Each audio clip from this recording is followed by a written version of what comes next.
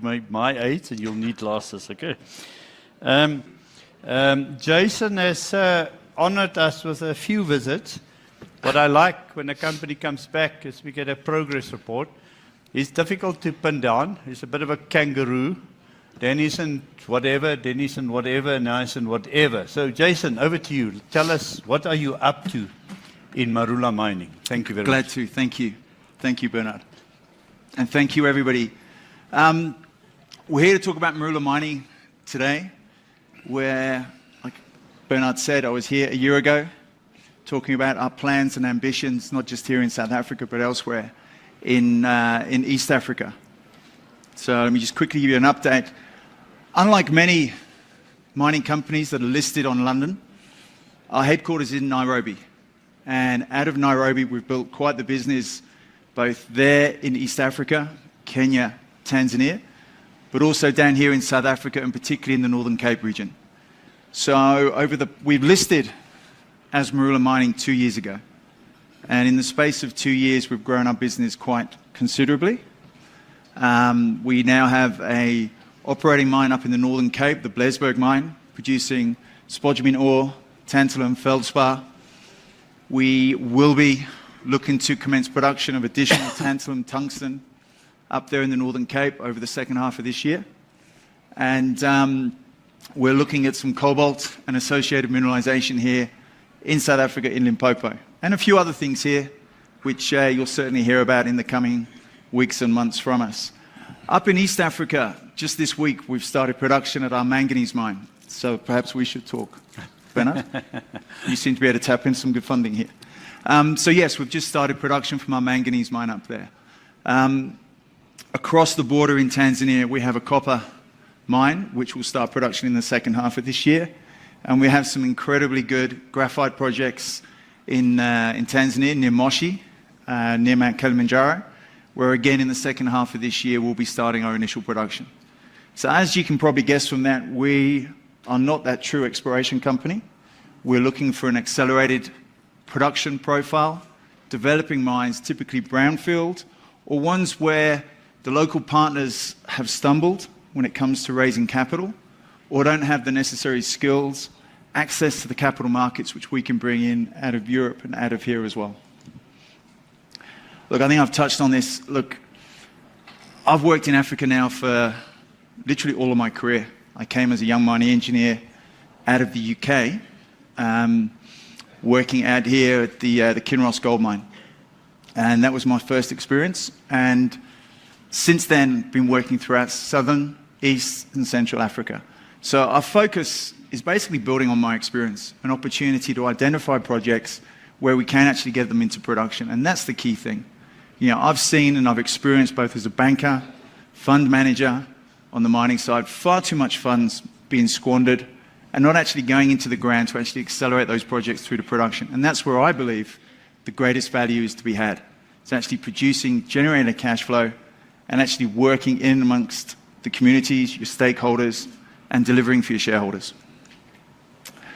One of our partners here in South Africa is Q Global Commodities, headed up by Quinton van der Berg. Many of you will probably know him from his coal mining focus here. Over the past 2 years, he's actually diversified away from coal, and his first investment into a listed company was with us. His first board position on a listed entity was with us. And on the back of that, he's advanced funding, both directly and then through Dubai-based funds, to basically allow us to deliver on our projects. So for a lot of junior companies where they're always looking across their shoulder to find out where that next tranche of funding is going, or gearing their programs to be able to secure funding, grab that attention from investors, you know, we've been able to avoid that. We've been able to go in a straight line, whereas many juniors kind of circle a few times, go backwards and forwards, and have to deal, I guess, with a lot of the brokers, fund managers, even investment banks. And as an investment banker in my junior years, that's a horrible thing to have to do. Okay, one of the things we're very committed to is Africa. Hence our office there in Nairobi, hence our office in the Northern Cape. We're listed here. Sorry, Patricia. We actually went onto the A2X market but we are working with Patricia to get a JSE listing. We are going to be listing on the Nairobi Securities Exchange. We will be that first listing there in a number of years, first dual listing. And I actually believe we are the first metals mining company to be listed on there. So that's going to open up a lot of opportunities in East Africa, which I think is going to have a major impact, certainly in the region when it comes to funding a number of these projects. So we're listed there. This is where our business is built upon.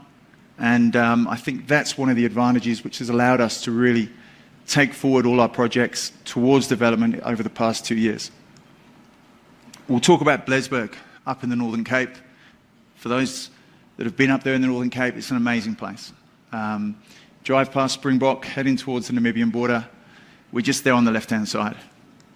Okay, we've been there now since, 18 months. Some historical work there from old-timers, basically extracting the tantalite, one of the biggest producers of tantalite ore in southern Africa, and one of the major mineralized pegmatite systems that you'll find up in that region. Extends across into Namibia, obviously, and Anthony can talk about some of his successes over there in Namibia afterwards. But look, we were very fortunate. There was about 250,000 tons of historic stockpiles from where they were mining the tantalite, and they were just throwing the spodumene across the side of the hill. So we've been able to go in there, assay that, and we've actually started processing that. And just later this month, we'll be doing our first sales out of there under a long-term offtake agreement. Very high grade, very extensive, and we've done a lot of work there over the past year, proving that up, investing heavily both in processing equipment, mobile mining equipment, and in our exploration, which, like I say, has given us an opportunity to really push ahead here. These are the stockpiles just being reprocessed. We started that earlier in 2023. And we've actually taken up there, I see we've got Tomra, Rados, both here. We're using Tomra and Rados equipment to basically dry sort that. I believe we're one of the first large-scale commercial mining operations to achieve that. And like I say, the first sales of this spodumene running at about 5.5% to 6% Li2O, so very high-grade material. We actually have the byproduct feldspar, tantalite, as well, which we're selling, which more than offsets all our operating costs there. So very high margin, very profitable business, which we'll use as the base to grow up there in the Northern Cape. The expansion now into the open pit operation, the more conventional open pit, moving away from the stockpile reprocessing. We weren't doing this time last year, Bernard. We are now.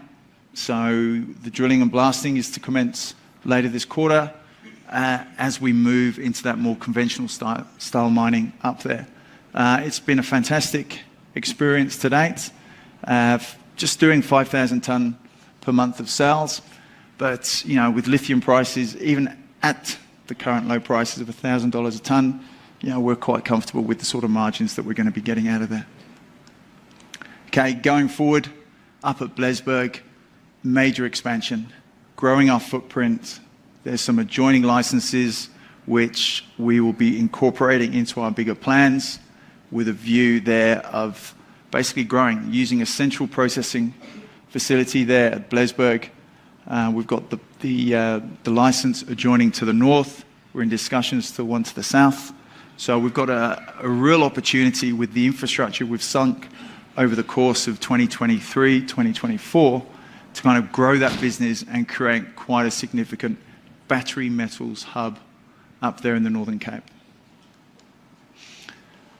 Again, on this critical metals focus, our manganese operation, where we've started production this week, and where our first sales will be completed by the end of this week. We actually only got involved in this on the 1st of March of this year. So within 3 months, we have got in here. It's an old manganese operation, operated intermittently for the past 10 years. Again, conventional, shallow, open pit. We saw an opportunity to come in here, invest both in exploration, invest in new equipment, and basically grow that business from a very small scale up to one where we're looking at producing 250 to 500,000 tons per annum of a very good, high-quality manganese ore going into the export markets through Kenya. We can do that because, again, the environment up there allows us to move very quickly, work with our local partners, and look to expand quite a significant operation. It's open pit. Literally, we've gone in there this past week. We've upgraded existing processing equipment, very conventional crush screen, transporting down to Nairobi, then on the trains through the port at Mombasa. Very efficient, can I say very efficient infrastructure in this country? Yeah. I can? Okay. The roads work, the rail works, the port works. So 3 strikes there. So no, this has gone very well. And we are finalizing an offtake arrangement with a UK, European-based trading group where we're getting paid 80% of the product value as we deliver that into Nairobi. So very attractive for us there. Some of the high-grade material up over 55%, the sort of stuff you typically would find in Zambia. Average run of mine here, 33%. So in a very simple way, we can upgrade that to plus 37%.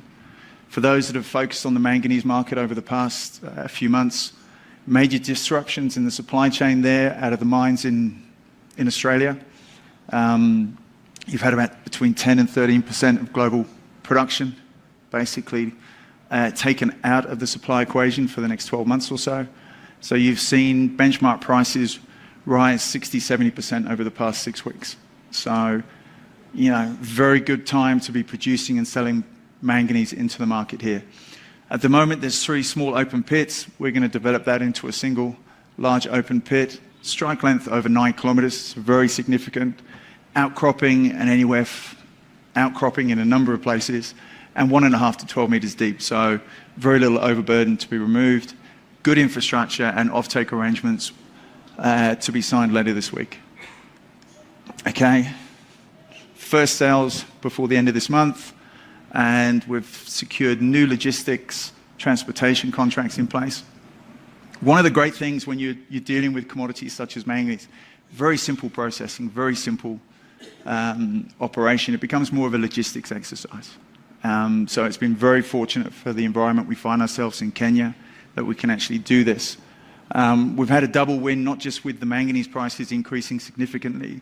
Sea freight out of Mombasa has come down very considerably over the past month. So our margins are looking very attractive. And basically on the back of this is going to be funding a lot of our regional activity up there in East Africa. So Bernard, this wasn't even on our list last year when I was here. This is now going to be operating effectively within 3 months of us securing it. So quite a significant impact on our business. Kanusi Copper, again, I'm just going to touch on 2 of the projects we've got in Tanzania. The copper mine up there, very high grade. We've got small scale mining taking place there. Very high grade material, as you can see here. Mining licenses already in place. So across everything we do, there's mining licenses in place. So it gives us that ability to move forward. Okay, we haven't got a 1-2 year delay while we go through the regulatory environment. We're really very targeting in our activities. Okay, you've got over 1K strike length here, 300 meters wide. You've got a very significant ore body here. We've just reviewed our strategy to develop this at our Blaesburg operations in the Northern Cape. We were able to secure the services of somebody that was very involved with Copper 360, and we've got them involved primarily to look and assist us with our development strategy here. It's very good copper, as you can see. Grades there, assays coming in 15%, 11%. The locals are effectively selling a 25 to 40% product. Grades of 6% and below, they're just stockpiling as waste. It's incredible. Everybody knows Tanzania for its gold. Copper is something I think over the course of this decade, people will see there are some great projects up there. Copper's not just about the copper belt. Copper's not just about the DRC.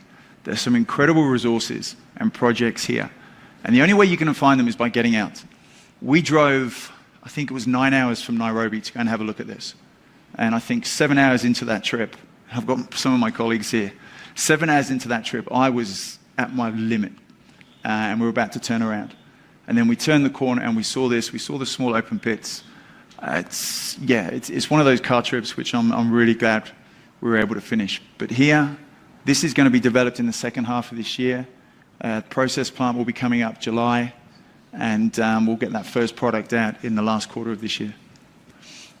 Okay, again, a great little asset and something which we're expanding. We've got 10 granted mining licenses there. That'll be expanding to at least double that over the course of the next month.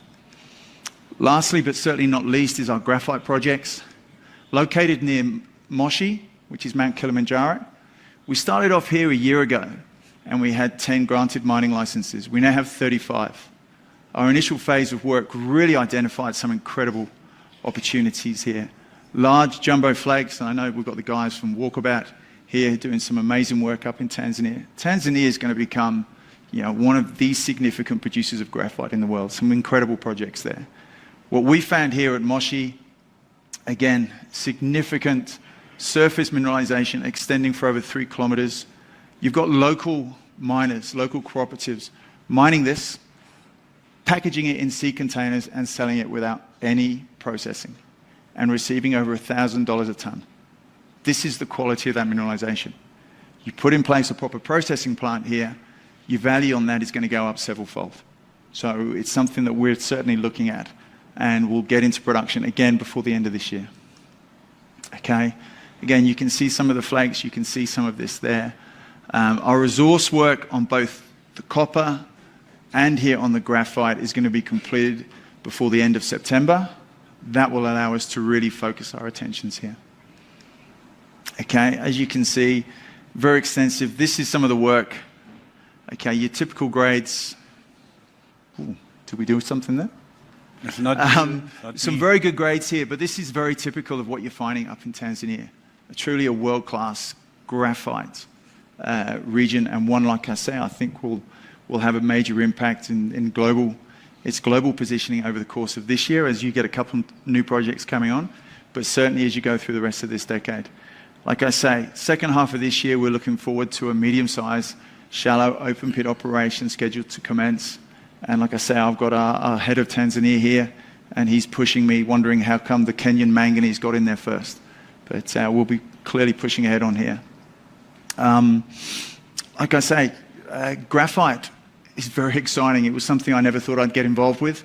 But when you get out there and you see it, and you see the opportunities and you see what's there, and the simplicity, that's the key thing, the simplicity of these commodities, which are now critical to our world, to the very many industries and vehicles that we're driving around in. Something like this up there, and in a jurisdiction which is so supportive of mineral development, I think you've got a number of things which are coming together very well, certainly for Marula in East Africa. But again, I'm not going to knock what we're doing here. I think we're on to a great opportunity here. Okay, I'm going to finish early here for you, Bernard. So cheers. Get the questions ready. So look, what's Marula about? We do the exploration, we do the development, but the key thing for us is bringing mines into production.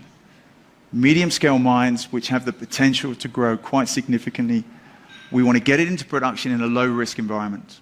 So we are looking at brownfields projects. We are looking at projects which are supportive in terms of, like I say, the regulatory environment, the government, the host government, providing the opportunity to actually take something through to production relatively quickly. So we will use our cash flows. The cash flows which we're going to be generating, first sales out of the manganese this month, we're putting that straight into grow our business into Kenya, but also to assist and accelerate what we're doing into Tanzania. So we're very excited about that. South Africa is something we're going to grow our business on, Bernard. I was hoping to better announce this morning 1 acquisition, possibly 2. We'll have to wait. I think we'll announce 1 before the end of this week and another 1 next week. So we're actively looking here at growing the business. We think there's tremendous opportunities in that battery and critical metals space. And sometimes I think South Africans, you've got to go and look elsewhere around the world and just see just how good you've got it here. You still have a first world mining infrastructure. You may bemoan it time and time again, but compared to other places, it's actually not that bad. And the rule of law actually allows us, we wouldn't have been able to do that Blesberg mine as fast as we could in many other countries. We've been able to do it here, and we want to do it again in some of those other projects. So thank you very much. Open for questions. Oh. Can I sit down? They did, you know. Okay. Okay. And you're talking about share price, not market cap. Market cap has gone from less than £1 million to now about, with the shares we're issuing to our major shareholder, 33. So share price has gone up. Share price 10 has gone up. We've obviously issued shares to grow our But you're business as well. influencing the people. Wait, I want to vote no. How do I do this? Okay. Okay, whilst you vote, so just, I never knew you worked at Kinross. When was that? That was 1990. Flip. Okay. I played rugby for them as well. Yeah, I didn't play rugby for them, but I was also there. But that would have been 1998. But I was much older than you. Obviously, I still am much older. You're still older than me. Okay. Yeah. And with that came wisdom, clearly. And I mean, so. I thought you were the Peter Pan of South African mining. I don't know what Peter Pan did. Is he a criminal? So, Jason, if I had to summarize, you move fast, you get quickly to cash flow, you've got high grades, you don't talk about size of ore bodies, I'm missing it, or doesn't it matter?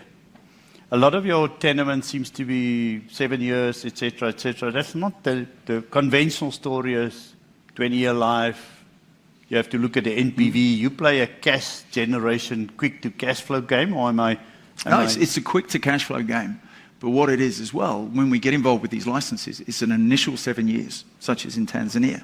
The ability to then renew, not once, but twice. So the 7 years is not a drop dead date, it's a certainly starting term. absolutely. You spoke, I think you said you like to partner with locals, especially perhaps if they stumbled. But talk to us about South Africa and partnership. How do you see that play out? Are you one of Musa's customers? Are you talking to, just give us a South African context to the partnership model that you pursue. We've worked at the community levels. We've certainly up at Blaesberg. We've established and we've worked with them to establish the community trusts. We've worked with them to get them involved, not just as shareholders in that entity, but actually as service providers there. It's not just about having that interest. You've got to be involved actively on a day-to-day basis. So working with partners, it's not just about having them as a shareholder. It's about getting them actively involved in doing something within the business. Not just sitting around the board table, but actually there providing, we were looking at it from, one of the contractors to do the crushing, to do the screening. Actually get them involved so they're growing a business. I want to put specific questions to you quickly from Tawfiq. Are there considerations for lithium beneficiation, i.e. production of lithium carbonate and direct extraction from the mica? We announced that about 6 months ago. So we're working with some of our processing consultants now with a view of building a carbonate plant up there. We have the funding already secured through one of the related funds through Quinton. So that investment will be coming committed at the end of July. So in the second half of this year, that's our focus. A lot of the value is sitting there in the fines. You've got a lot of the beryl, you've got a lot of the tantalite there, the lithium in particular. There's no value in selling a 6% concentrate. Let's be honest, you're transporting more waste than you are product. So you've got to do that. You've got to do that. We're in discussions as well with one of the energy companies about building a regional solar station up there. One of the other companies I'm involved in is a uranium company called Neo Energy Metals, about 30 k's down the road at the old Hencrease uranium project, an old Anglo project. So we're looking at a central solar power station there, which could be available to fund both operations. So there's a comment, it's from Anonymous, and I think it may be a question. No mineral resources / reserve or DFS studies. We've got the Competent Persons Resource Report coming out on Blaesberg in the middle of June. We have the resource work coming out on Canusi, which is the copper, that'll be coming out in September. We've already got the rough numbers. You look at Blesberg, the amount of work which has been done there historically. That Numis 1 pegmatite is already, 8 to 10 million tons. But of course, you could do it this way around because you were adequately funded to get started, and you get to cash flow. And most juniors have to come out and do that phased approach. Get a pre-feas, get a scoping study, get a feasibility study, because they need to get funding on the back of that. Very early on, so in November of 2022, we secured all the necessary funding to push these projects forward, available to us in various tranches when we deliver on milestones. So we're not, like I said, we're not like many other juniors where you're looking over your shoulders or you're thinking, okay, God forbid, I need to drill a director's hole over there. No, you can just go in a straight line. So you're doing it from I guess the technical way it should be done. You know, like a lot of the major mining houses here used to do it. You know, they had the funding behind them so they could go in a straight line. A lot of juniors, you've seen it, you know, they're either treading water half the time, they're waiting for the markets to turn, you know, or they've got to go out there and give up so much value to get to that next phase of work. For us, again, we're doing all the study work. Don't get me wrong, the amount of due diligence work which we've done with Quinton's teams, with funds out of the Middle East, we've done that work. But again, we're not having to put it out there from a perspective of getting some highlights to then attract some brokers to get the share price up 10, 20%, and then secure a couple of $1 million worth of funding. But now you're not a geologist, you're a mining engineer. So what is it that you brought, what skill that you brought to this contribute? I'm an ex-mining engineer. These hands haven't got too dirty too often. Ex-investment banker with Investec and Rothschilds. Fund manager looking at it from the equity side of the balance sheet. And I've been on this junior corporate side now for the past 10 years. So you're covering all angles there. I mean, I've seen many geologists become managing directors and CEO that don't have that experience in the capital markets. And then they're beholden to the whims of brokers that can run rings around them. So no, all I've brought is I guess an energy to basically, let's get these things going. We don't have to go through that traditional route of 3, 4, 5 years of doing all this study work. We can actually make it go quicker. And I think that's where you create much more value. Every time I listen to Jason, I think, thank God I'm too old. Because it's like this energizer bunny that is just all over the place, and don't follow him on Twitter. You get tired from just seeing in which countries and what new ore body is starting. It's tiring me online, never mind. But the reason I like this conversation and having it here is there are so many models to enter mining.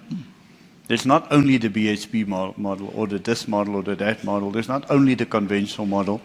And there are different approaches. And I think this is, for better or worse, a very different approach and seemingly quite a successful approach. So that's why please come back next year. Another anonymous question. You guys are a bunch of wuzzers. I mean, you know, you make me say these things. Do you prefer places that are sparsely populated?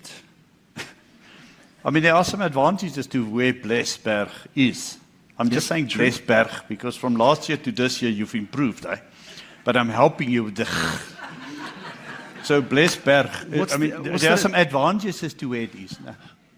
There are a lot of advantages. Yes. There's no question about it. Advantages of working in a region which has such a strong mining history, okay, which does still have great infrastructure, great geological endowment. Working in there, no, we're working in places in Tanzania, in Kenya, which are heavily populated. Are they? So the challenges you face, they're all unique, but and they come with different challenges. I mean, seriously, getting water up there at, how do you say that? Blesberg. That's okay, don't worry. What's that? Don't mock me. I can't speak English, No, you no, can't no, speak no. Afrikaans, it's fair. We had that South African cricketer, Labuschagne. Labuschagne, is that right? No, he wasn't Labuschagne when we kicked him when he out, left, okay. No, look, I think... When he wasn't good enough for us, he was Labuschagne. Okay. No, look, I actually enjoy working in those sort of places. They're amazing places to go and visit. And the impact that you can have in developing a mine there, on the communities, on being able to just move forward. You know, I've got nothing wrong with the communities, with with greenies, as we used to call them many years ago, and so on. That's a process you go through. But if you can see a clear pathway, you don't stop at too many obstacles. You can push your way through.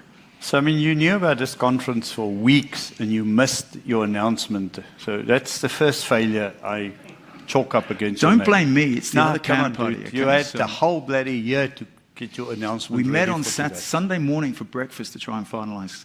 I was that driven by it. Ladies, gentlemen, as always, a very interesting update. Thank you very much. Thank you very much. See you next year.